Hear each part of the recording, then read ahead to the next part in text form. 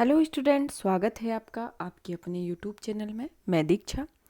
आज हम देखेंगे यूपीएससी मुख्य परीक्षा में 2023 में जो क्वेश्चन पेपर आए हुए हैं उनके बारे में देखते हैं, जिसमें अभी तक हमने निबंध का पेपर, जीएस पेपर फर्स्ट का पेपर देखा हुआ है। आज का हमारा पेपर होगा जीएस पेपर सेकंड का, कि जीएस पेपर सेकंड में क्या क्या क्वेश्चन पूछे गए हैं उन संदर्भ में पढ़ते हैं। इस तरीके से जो क्वेश्चन का पैटर्न इसमें जो आता है, इसमें जो पहले से 10 नंबर के जो क्वेश्चन आते हैं वह 150 शब्दों के आते हैं और यह 10 अंकों का रहता है। और जो 11 से 20 नंबर का जो क्वेश्चन आते हैं वह 250 अंकों के 250 शब्दों में वो 15 अंकों के आते हैं। इस तरीके का ये क्वेश्चन का पैटर्न है। अब देखते हैं इसके बारे में कि इसका पहला क्वेश्चन क्या पूछा गया है, जो पॉलिटी से रिलेटेड है, जिसमें पहला क्वेश्चन आता है कि संवैधानिक रूप से न्यायिक स्वतंत्रता की गारंटी लोकतंत्र की एक पूर्व शर्त है। टिप्पणी कीजिए। इसके संदर्भ में है कि constitutionally guarantees judicial independence is prerequisite of democracy comments. इसके संदर्भ में आपको इसका उत्तर देना है 150 शब्दों में। फिर आता है नेक्स्ट क्वेश्चन जो पूछा गया है कि निःशुल्क कानूनी सहायता प्राप्त करने के हकदार कौन है, और निःशुल्क कानूनी सहायता के प्रतिपादन ने राष्ट्रीय विधि सेवा प्राधिकरण NALSA की भूमिका का आकलन कीजिए। इसके संदर्भ में यह नालसा से रिलेटेड यह क्वेश्चन आया हुआ है कि who are the entitled to receive free legal aid, access the role of the National Legal Service Authority in rendering free legal aid in India. इसके संदर्भ में क्वेश्चन है।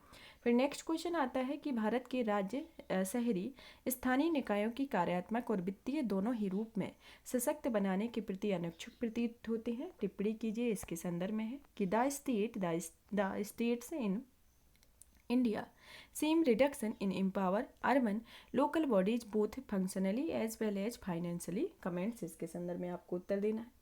फिर फोर्थ नंबर का क्वेश्चन आता है कि संसदीय संप्रभुता के प्रति ब्रिटिश और भारतीय दृष्टिकोणों की तुलना करें और अंतर बताएं। इसके संदर्भ में यह क्वेश्चन है कि compare the contracts the British and Indian approach the parliamentary sovereignty. इसका उत्तर भी आपको 150 शब्दों में देना है। अब आता है फिफ्थ नंबर का क्वेश्चन की, जिसमें पूछा गया है कि विधायी कार्यों के संचालन में व्यवस्था और निष्पक्षता बनाए रखने में सर्वोत्तम लोकतांत्रिक परंपराओं को सुगम बनाने में राज्य विधायिकाओं के पीठासीन अधिकारियों की भूमिका की विवेचना कीजिए। Discuss the role of presiding officer of state legislature in maintaining order and impartiality in conducting legislative work and in facilitating best democratic practice। इसके संदर्भ में है। फिर हमारा नेक्स्ट क्वेश्चन आता है जो 6 नंबर का है कि 6 नंबर का क्वेश्चन पूछा गया है कि मानव संसाधन विकास पर पर्याप्त ध्यान नहीं दिया जाना और भारत की विकास प्रक्रिया का एक कठोर पक्ष रहा है।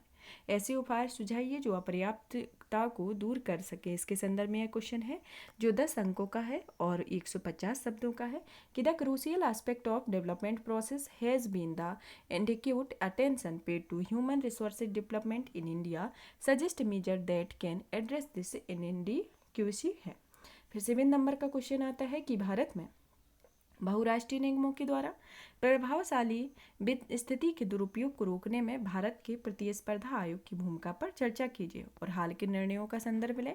Discuss the role of the Competition Commission in India to contain the abuse of the dominant position by the multinational corporation in India refer to the recent decision. इसके संदर्भ में क्वेश्चन है। फिर आता है 8 नंबर का क्वेश्चन कि अभिशासन के एक महत्वपूर्ण उपकरण के रूप में ई शासन में सरकार की प्रभावशालिता, पारदर्शिता और जवाबदेहिता का आगाज कर दिया है। कौन सी अपर्याप्तताएं इन विशेषताओं की अभिवृद्धि में बाधा बनती हैं कि the e governance as a critical tools of governance has assured in effectiveness, transparency and accountability in governance, what inadequacies hamper the enhancement of these features. इसके संदर्भ में यह क्वेश्चन पूछा गया है, जिसका उत्तर भी आपको 150 शब्दों में देना है। फिर जो 9 नंबर का क्वेश्चन पूछा गया है कि संघर्ष का विषाणु SCO के कामकाज को प्रभावित कर रहा है और उपरोक्त कथन के आलोक में समस्याओं को कम करने में भारत की भूमिका बताइए। Viruses of conflict affected the functioning of SCO. In the light of the above statement, point out the role of India in mitigating the problems। इसके संदर्भ में यह क्वेश्चन है। जिसका उत्तर भी आपको 150 शब्दों में देना है। फिर नेक्स्ट क्वेश्चन जो 10th नंबर का है वह पूछा गया है कि भारतीय प्रवासियों में पश्चिम में नई ऊंचाइयों को छुआ है और भारत के लिए इसके आर्थिक और राजनीतिक लाभों का वर्णन कीजिए। कि Indian diaspora has scaled new height in the west, describe the economic and political benefits of for India. इसके संदर्भ में यह क्वेश्चन है। इसका उत्तर भी आपको 150 शब्दों में और 10 अंकों के साथ देना है। अब हमारी नेक्स्ट क्वेश्चन स्टार्ट होते हैं 11th नंबर से, जो हमारे 250 शब्दों के रहेंगे और 15 नंबर के रहेंगे, जिसके अंतर्गत क्वेश्चन आता है कि भारत का संविधान अत्यधिक गतिशीलता की क्षमताओं के साथ एक जीवंत यंत्र है और यह प्रगतिशील समाज के लिए बनाया गया एक संविधान है जिसमें जीने के अधिकार और व्यक्तिगत स्वतंत्रता के अधिकार में हो रहे निरंतर विस्तार के विशेष संदर्भ में उदाहरण सहित व्याख्या कीजिए। The constitution of India is a living instrument with capability of enormous dynamics. It is the constitution made for progressive society treat with a special reference to the expanding horizons of the right of life and personally liberty। इसके संदर्भ में question है। फिर next question आता है कि प्रासंगिक संवैधानिक प्रावधानों और निर्णय विधियों की मदद से लैंगिक न्याय के संवैधानिक परिप्रेक्ष्य की व्याख्या कीजिए। Explain the constitution prospective of gender justice with the help of the relevant constitutional provision and case law. इसके संदर्भ में है। फिर नेक्स्ट क्वेश्चन है कि संघीय सरकारों द्वारा 1990 के दशक के मध्य अनुच्छेद 356 के उपयोग की कम आवृत्ति के लिए एक जिम्मेदार विधिक और राजनीतिक कारकों का विवरण प्रस्तुत कीजिए। Account for the legal and political factor responsible for the reduced frequency of using article 356 by the using union government since mid 1990 centuries. फिर आता है 40 नंबर का क्वेश्चन कि भारत में राज्य विधायिकाओं में महिलाओं की प्रभावी और सार्थक भागीदारी और प्रतिनिधित्व के लिए नागरिक समाज और समूहों के लिए योगदान का विचार कीजिए। तो discuss the contribution of civil society groups of for women effective and meaningful participation and representation in the state legislature in India. अब क्वेश्चन आता है 15 नंबर का कि 101वें संविधान संशोधन अधिनियम का महत्व समझाइए और किस हद तक संघवाद की समावेशी भावना को दर्शाता है। Explain the significance of the 101 constitutional amendment and to what extent does it reflect the accommodative spirit of federalism. इसके संदर्भ में यह क्वेश्चन पूछा गया है, जिसका उत्तर भी आपको 250 शब्दों में देना है। अब 16 नंबर का क्वेश्चन पूछा गया है कि संसदीय समिति प्रणाली की संरचना को समझाइए तथा भारतीय संसद के संस्थानीकरण में वित्तीय समितियों ने कहाँ तक मदद की हुई है। कि explain the structure of the parliament committee system, how four have the financial committee help in the institutional of Indian parliament. इससे रिलेटेड क्वेश्चन है। फिर आता है 17 नंबर क्वेश्चन कि वंचितों के विकास और कल्याण की योजनाएं अपनी प्रकृति से ही दृष्टिकोण में भेदभाव करने वाली होती हूँ, क्या आप इससे सहमत हैं? कि और अपने उत्पक्ष में उत्तर कारण दीजिए। कि development and welfare scheme for the vulnerable by its nature are discrimination in approach, do you agree, give reason for your answer. इसके संदर्भ में।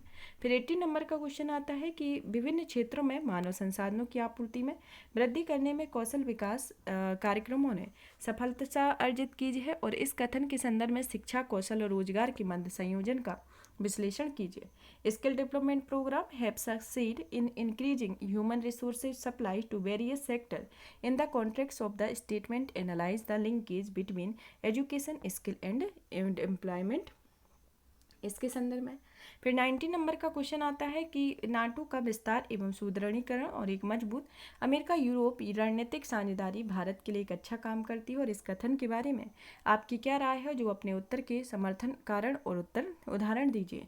कि the expansion and strengthening of NATO and the stronger US Europe strategic partnership work well of for India, What is your opinion about this statement? Give reasons and explain example to support your answer। इसके संदर्भ में है।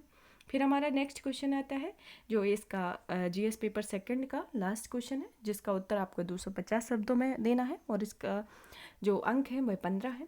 इसमें question पूछा गया है कि समुद्र ब्रह्मांड का एक महत्वपूर्ण घटक है और उपरोक्त कथन के आलोक में पर्यावरण रक्षण, समुद्री संरक्षण एवं सुरक्षा को बढ़ाने में IMO कि अंतर्राष्ट्रीय समुद्री संगठन की भूमिका पर चर्चा कीजिए कि sea is an important component of the cosmos. Discuss the in the light of the above statement the role of the IMO international maritime organisation in protecting environment in enhancing maritime safety and security. इससे संदर्भ में यह question पूछा गया।